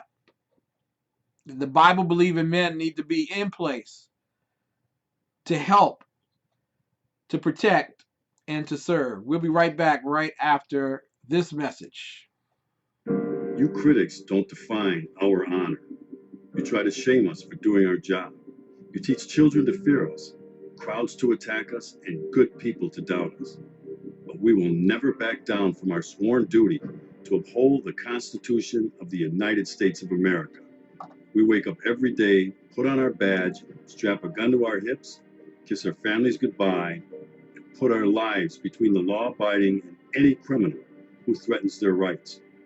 We serve people of every color and creed, men, women, and children in violent, dangerous neighborhoods, because they have the same right to life, liberty, and the pursuit of happiness as CEOs, movie stars, and the political elite. We are Americans, and we are the American police officer. We stand with the National Rifle Association of America, and the NRA stands with us. Together, we're freedom's safest place. Every time our country stands in the path of danger, an instinct seems to summon her finest first, those who truly understand her. When freedom shivers in the cold shadow of true peril, it's always the patriots who first hear the call.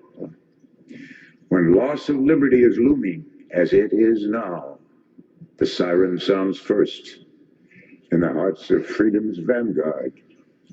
The smoke in the air of our Concord bridges and Pearl Harbors is always smelled first by the farmers who come from their simple homes to find the fire and fight, because they know that sacred stuff resides in that wooden stock and blued steel, something that gives the most common man the most uncommon of freedoms. When ordinary hands can possess such an extraordinary instrument, that symbolizes the full measure of human dignity and liberty. That's why those 5 words issue an irresistible call to us all, and we must. So,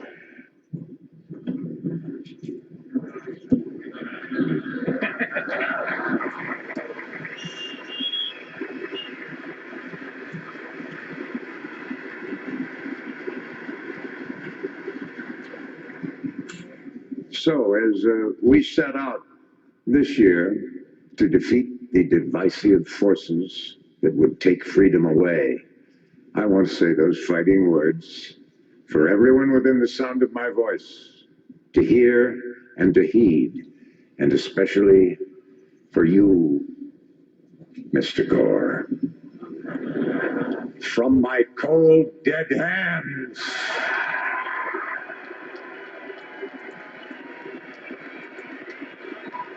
My name is Christopher Arnold. I'm the executive chef of Infused Restaurant, and today I'm gonna walk you through some of the meals that we prepare here.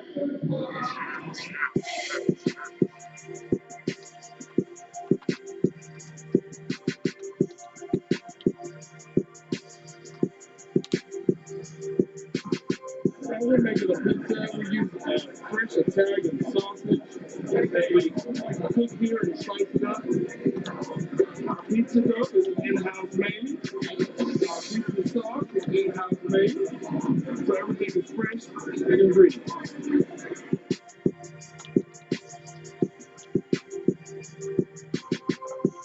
This is our Thai curry chicken. The sauce is made with coconut milk and the Thai red curry. It is juicy chicken thighs as well as some mixed vegetables, served with jasmine rice and pita bread. So now we're going to prepare our famous blackened tilapia and grits, our fish and grits on the menu.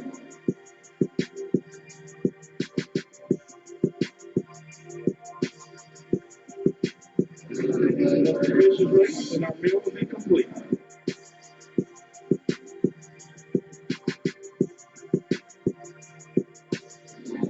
Let me tell you about our infused heat burgers. When we kick the spice up just a little bit with our infused sauce. We start off with 80/20 USDA ground chuck ham patty burgers, like half a pound of burgers, and we're gonna grill it to perfection. After I flip the burger, we add the sauce and let it cook on it till it gets a little bit.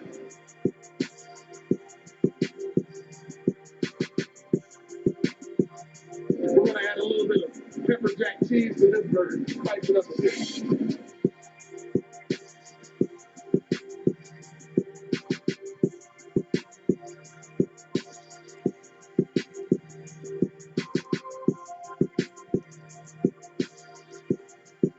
Order up! Ladies and gentlemen, I love Infused Restaurant. 6339 Allentown Road, Temple Hills, Maryland 20748. Telephone number 301-449-9000. Infused.com. Ladies and gentlemen, that's the end of our commercial period. We go straight through now without commercials or interruptions. I want to tell Annie Ublis down in the wonderful state of South Carolina. We know her as for her show Southern Sense, Annie Ublis. We love dearly. We will be joining you this Saturday down in South Kakalaki. That's right. We will be going to the South Carolina Tea Party Convention, where we will be interviewing as many presidential candidates as we possibly can live on Saturday. I'll be there from opening to close on that day with Annie and with all others. And we're looking forward to a wonderful, wonderful time. I love it when Annie gets together with us. She makes us feel so much at home. Also, want to bring attention to you. Do me a great favor. Please make certain that, and I'm going to, well, I don't know if I can. Okay. Let me play this clip for you real quick, okay? It's regarding Flint, Michigan, okay? And, well, actually, I can't play the clip for you, but I want you all to go to my site to see it. Flint, Michigan has been poisoned by the leftists, who for $100 a day could have protected the entire city from lead poisoning the children. And they have a actual nightmare, a national disaster on their hands in the liberal city of Flint, Michigan. The governor has jumped in, but this is an example of where the progressive leftists always demand so much more of others in other nations in the fight against climate change. yet they are not willing to protect and to do what's necessary for themselves and their country here. It's amazing. So there is a crisis because there's not good water. The water is suffering, and there's lead poisoning in the water and so on. And so I praying for those individuals, but also hoping um, the right people will jump in to protect the young people. Lead poisoning, that can kill you, but also deforms the brain. I mean, there are children who will be suffering for generations as a result of the liberals with their high sedity words and lack of impact. Dr. Jones, calling and paging Dr. Jones. He is none other. I am his sidekick, kind of like the Robin to his Batman. On Saturdays at 5 p.m. on New Day Black and Red on WNJC 1360 AM.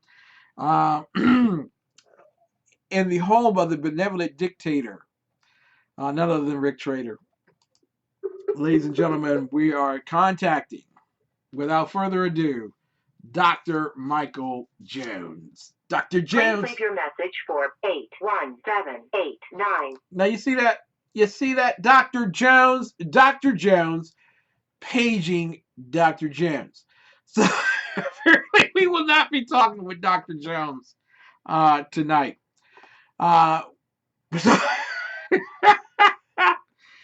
You know what? It's amazing. It's amazing. I just spoke with the man. What is up with Dr. Jones? Okay, well we won't worry about it. Thomas Dwayne Smith we spoke with. All right, just wonderful people tonight. I will tell you that there were 3 places. First, I was asked tonight if I respected the president during the State of the Union address. And I must tell you, I think I did a good job. I stood up to respect the office of the presidency of the United States of America. I did that. There is no rule on the House floor that you have to clap. Okay, there's no rule. You stand in reverence for the authority figure who comes in. I did that. Was seated. And actually, I stood up 3 times during the entire speech. And I clapped. And now Dr. Jones wants me to page him again. I clapped 3 times. One time it was for the reference to the fact that our troops are the best in the world. Our military is the best in the world. That was the second time I stood up. The third time I stood up and clapped was when he said we need to get rid of regulations. That was it. That was it. Paging Dr. Jones. Dr. Jones, the Robin to your Batman. Dr. Jones. Dr. Jones. Doctor. If you've lost your cat, we know the restaurant to find it at. 888, get my cat. The Robin to the Batman. Yes, this is the exceptional one, and this is Dr. Jones, the underground professor, world-renowned, man of wisdom and mystery. Yes, and I just want you to know, I was actually trying to watch you on P-Stream, but it knocked me. It turned off my phone, I guess, because it wouldn't allow phone calls in. Wow. Do I look good? Do I look good, sir? Well, you know, it has an exciting refresh rate of like 1 frame every minute. So, yeah, you look great. Oh, want to give a shout out real quick to Jeffrey Boyd, St. Louis, Missouri. Alderman Jeffrey Boyd, happy birthday, sir. Happy birthday to you. Jeffrey Boyd, B-O-Y-D, Boyd. Boyd! Jeffrey, that Boyd. You know, it must be a sad day in St. Louis because apparently the Rams are moving to Los Angeles. Isn't that amazing? Again. There will be. Well, you know, we built the Texas Rangers the Taj Mahal of baseball stadiums, and now they're saying if they can't get it enclosed, they want to move too. Really? Yeah. Well, Just because it's 112 degrees at 7:30 at night, and they're whining about it. See, that goes down. There should be an award, and I can say it on my own station. There should be an award called the Obama Pussy Award. Yeah, but he'd win it every time. That's not fair. Oh, okay. Well, yeah, you know, equal opportunity. There it goes. I just think if any city is dumb enough to build a stadium for a sports team, it should come with a clause that you can't ever leave. Yeah. Yeah. You know, look, because, you know, the taxpayers fund all this crap. Then the team gets annoyed at something and, you know, they're going to pick up sticks and leave. I get the ownership thing, you know, they don't own the team, but if the team wants to build their own stadium and then gets pissed off and wants to leave, that's their prerogative. But when they con a city into it, you know, and then they present all this fake data that it creates jobs, which it creates very few local jobs when they build the stadium, that I just don't know. That frustrates me. Yeah, I heard that it was your birthday the other day, Dr. Jones. Dr. Jones, paging yeah, Dr. Jones. Just last June. Last June. Yeah, just the other day. All right. I'm thinking of my friend Jesus. His birthday was just. Oh, okay. But you play him well on television. In fact, I asked you earlier. I asked you earlier. Right. If you would be the Jesus that we carried on the cross through Southeast DC, but apparently racial tensions might yeah, well, I would tell you, it's I would do it. I would be happy to do it, but I have a problem with the fact that the Washington D.C. won't let me have my concealed gun. So, yeah. I braved that up there once. Was scared to death the entire time. Because I felt naked. Yeah. It's like walking around with no clothes on, not having my 6-shooter beside me. Yeah. You know, I'm a Texan. You know, we put that on right after the underwear and before everything else. As a native Texan, I understand exactly. Yeah. Well, you ought to. I tell you the whole ass down here, but I know how many trips that would take you personally. But you should move to Texas. Yeah. We still have rights down here. Yeah, I want to follow Hannity down there. I do want to move to Texas. I would. You rich people, you can probably, because you're in that Prince George County thing, you guys could go over there by Glenn Beck. Because he actually did come down here. You know, Hannity and those guys always say it, but they're not going to do it. Yeah. But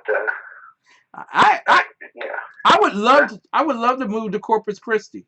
I really would. It's near the Christi. No, that's the Krispy Kreme.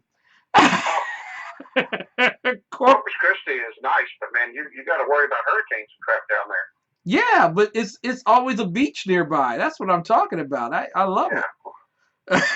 Well, again, in Texas, there's most every city has a beach eventually. Yeah, because you get the tornadoes and you get the hurricanes down there. That's a fun area. All we have to do is mess with hurricanes or tornadoes up where I am. Wow, I have never seen a tornado up front, so I need to go down. I need to go down during tornado season. You know what I'm saying? Yeah, we had an F5 here a few years back, and it's been about a decade or so back. But we had this F5 tornado hit Fort Worth, and it was bad. And my backyard was filled with classified documents from the FBI. Because when it popped downtown, it hit the FBI offices and sucked all their papers out. And it was just, my backyard was riddled with stuff like that. It was amazing. Oh man, can you imagine people just picking up the papers and read them? Oh gee, I didn't know Miss Mary was like that. Well, yeah, and I don't want to tell on Mary, but Oh, so that's where you were for those 5 years we were missing you. if I'd have been a Democrat, I'd have probably collected those and started some kind of contingency funding for my future. Yeah, legal fees are necessary. Now, Professor, Yes, sir. I'm gonna ask you something because I asked. You may ask me anything. I'm gonna ask you something, sir. Ralph, earlier, I mentioned to him that the president's speech relayed the fact that Muslims are a race of people now. Right. You're talking Ralph Chitlins? Yeah, Ralph Chitlins, yeah. Yeah. And buy them by the glass jar. But you, sir, have a special report that you would like to give. What is that special report, sir? Well, I have a source in the executive branch who is telling me that they are debating over I love telling you so like you learn to trust your own decisions. Oh, sorry. Have a thing. Sorry. You can build your I apologize. Notice how he treats me. You know, I don't have him on my show. I am sorry. I am so sorry. Are you playing that commercial for the restaurant again? You're just hungry, aren't you? I'm hungry. I'm sorry. Go right ahead, sir. Yeah. The White House. Rumor has it that since last night you've been locked in your office because you played that soundbite of Peaches and she didn't want you to. Oh, Mrs. Biggs is enjoying the fact that you're on the air tonight. She loves it when you come on Thursdays. Yeah. Oh. Yeah. Well, Mrs. Biggs just loves me. Thank you, sir. Thank you. I'm watching her. I was discussing making Muslims a protected class and a race, and for census data. And what they want to do is they don't want to make Muslims a race. They simply want to declare Muslims white. Wow. Now that would really be white privilege. Wow. Muslims are white. So what does that make Farrakhan? Well, Farrakhan says white people are the skunks of the universe, so that would make him a skunk.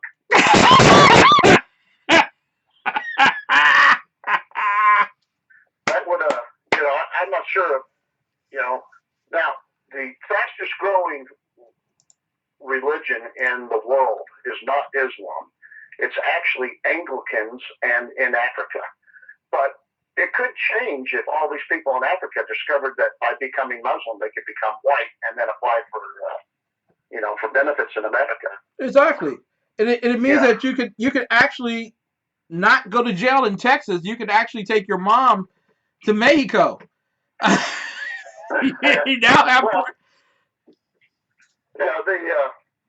It's an interesting concept. It would completely destroy the myth of white privilege if everybody became white, though, because then everybody would have the same privilege, and I'm not sure how we would be able to work that. If everybody was white, it would lose some of its chutzpah. It would lose some of its attraction. Well, sure. It's like you need ugly people just so you can realize who the pretty people are. So you need people that aren't white so you can realize who's the white people. And I'm speaking as someone who can testify that I am white for a white person. Yes, you are. Yes, you are, sir. Yes. We've seen your socks. Yep. I went to Washington, D.C. to visit you, and people thought Casper the Friendly Ghost showed up. But it didn't help that you actually had your shorts on with the Hawaiian shirt and the black socks and the sandals. It didn't really help. And the knee-high socks. There you go.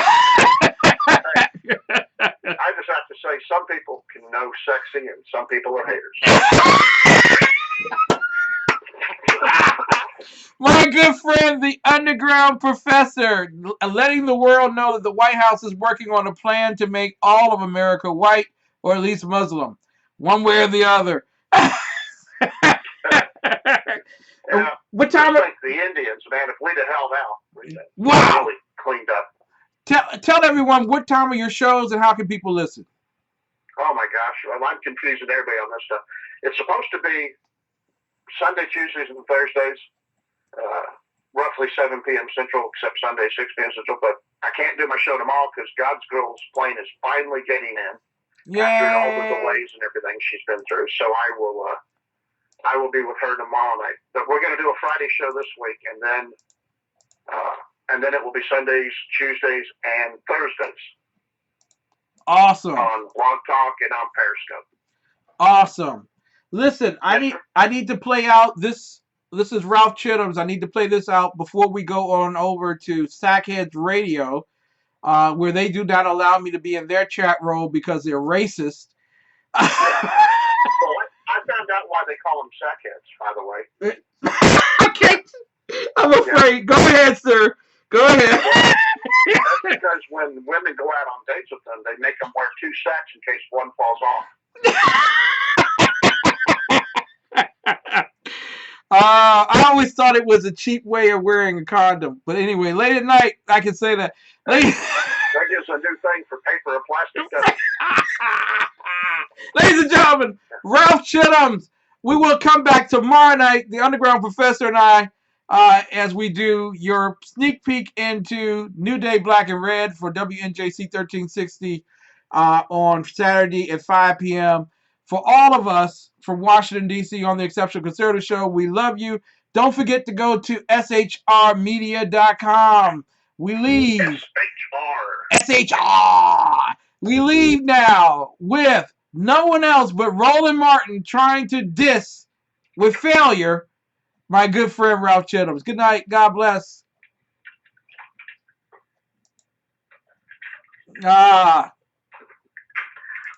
Speaking of God. This executive order is dealing with the there we go. Thank you, sir. Folks just lost their damn mind. Did he overreach again past the Congress by creating a law that's not even there? The federal government does not have a right to tell us we can't own a firearm. I don't care. The radical is this centralized, overwhelming dictatorial government and this freaking president who is issuing 20 executive actions on our guns and trampling all over the United States Constitution. You know, that's extreme. That's radical. Bring it down a little bit. Now, things got a little even here on News One Now yesterday between Republican strategist Gianna Caldwell and Angela Rye, the principal and CEO of Impact Strategies. But the fact that he's going to go through the recipients of Social Security benefits and those who he or rather have been indicated that they're not able to handle their financial affairs, that they would possibly have their guns taken away. That's an issue here. And okay, I would please cite that fact when we get back from a break. In this instance, you can have one gun, you can pass it down to your child, and you have to register as a dealer. That's an issue. No, that's not true. It is true. I've seen that executive order. And of course, you've been involved. It is the fact. So one second, you've been involved. One second. All right, then. So there was a little drama on yesterday. So, folks, we decided to say, let's do a little fact checking. So we went to whitehouse.gov where they have all of the executive actions listed. And here's what it says about Social Security. The Social Security Administration has indicated that it will begin the rulemaking process to include information in the background check system about beneficiaries who are prohibited from possessing a firearm for mental health reasons. Now, here's what the White House says about gun dealers. It doesn't matter where you conduct your business, from a store, at gun shows, or over the internet. If you're in the business of selling firearms, you must get a license and conduct background checks. Sounds to me like John was a wee bit wrong about that. See, your assessment again on how people are just utterly losing it. over this whole issue as if the president, well, he's taking our guns. Well, I think he should take our guns until we get a grip of racism in this country, which isn't covered in the background checks. So, but he's not taking the gun. I mean, what's happening here is he's being very reasonable. In fact, what he's saying, most Americans agree with. There should be a background check. We know that it's ridiculous to allow people to just run up into a gun show or go over the internet and you don't know who they are. You don't know their mental status. You don't know what they've done in the past. You don't know if they're a domestic abuser. You don't know anything about this person, and they can just pop up and buy a gun. That's insanity. It's absolute insanity. Well, you can't buy a gun over the internet without going through a background check. And for those of us who live here in the inner city, I can tell you for a fact, because I go to gun shows, I have never seen Pookie and Ray Ray at a gun show trying to buy a firearm. I'm not worried about Pookie and Ray Ray when I go to the movie theater. I'm worried about Joey, who pops up in there with a long coat and shoots up everybody in the theater. Let's just be real about it. Most of the people who are out there doing these mass shootings are people who get what? How do you say that? Because a lot of these people who actually end up doing that go to these gun shows and they get those weapons there, and they don't have any check on that system until this president went through with this executive order. If you go to a gun show and buy a gun from a dealer, there is a mandatory background check that has to occur. The only time that there isn't a background check is if I, as an individual, have a gun and I decide I don't want my gun anymore and I choose to sell that gun. Right. I'm not a dealer. I'm an individual who has a gun who simply doesn't want it anymore. So if you are an individual with a gun, you would just go and get a booth and then you would just sell it, and therefore you're not a dealer. I don't understand, because this is not. You don't use a booth, you use the back of your car. You use a trunk. You just go and you sell it to you. So we think all these mass shootings, these guns are coming from the back of trunk cars. That's what we honestly believe. And we know that. But that's what the president believes clearly, because that's what his legislation has. And that's another problem. The president doesn't legislate in this country. Congress legislates. Hold up, but see, that's why I gotta stop. Don't talk about the Constitution when the Constitution says the president can issue executive orders. Absolutely. Republican presidents can issue executive orders, and Democratic presidents. I'm sick of people talking about the president doesn't legislate. The Constitution allows the president of the United States to issue executive orders. And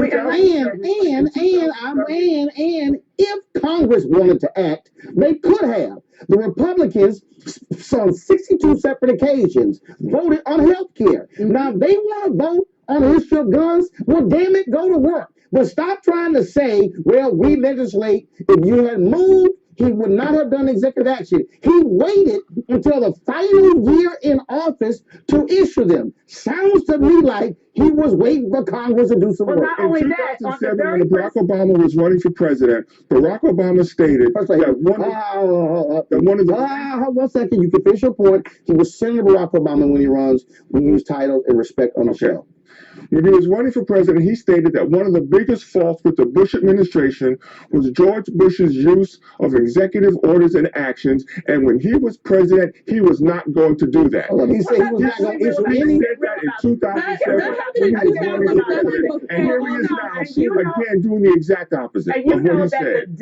The day that this president was inaugurated, your party had a little powwow in which you made a decision as a party, the leaders in your party made the decision to oppose any and every piece of legislation that this president attempted to get through Congress. You made that powwow. You made that decision. And your leader said that your number one priority as a party was to make sure that this was a one-term president. You know that it was your strategic action to oppose any and everything that this particular president was doing. And when you make the logical decision to not legislate, to then sit back and say, well, I don't want him to pass any executive orders. In essence, you are saying that when this country was drowning in financial disorientation in a world financial crisis that was actually moving down the ship. Instead of picking up a paddle and trying to get us out of this tornado of a financial disaster that we were in, much less everything else that's going on, you just sat there and you were willing to make the country sink for your own political gain. You have no right to sit here. You have no right to sit here now. You have no right to sit here now and say we don't want him to do anything because you didn't want to do anything. They did absolutely nothing when they had complete control of the federal branch of government, the presidency, and both houses of Congress. Do we have health care? Do we not? Do we have health care? Yes, we do. And it's not because of you. All right. Fix up your day at 7. Only, my friends, can a black conservative make a group of black socialists this mad. Now you understand why they don't want us at the NAACP convention. Good night and God bless. We'll see you very soon. In fact, we'll be back tomorrow night at 9 p.m. Eastern Time. You come back and pay attention. Going over to Sackheads Radio, shrmedia.com for Sackheads Radio. Good night. God bless.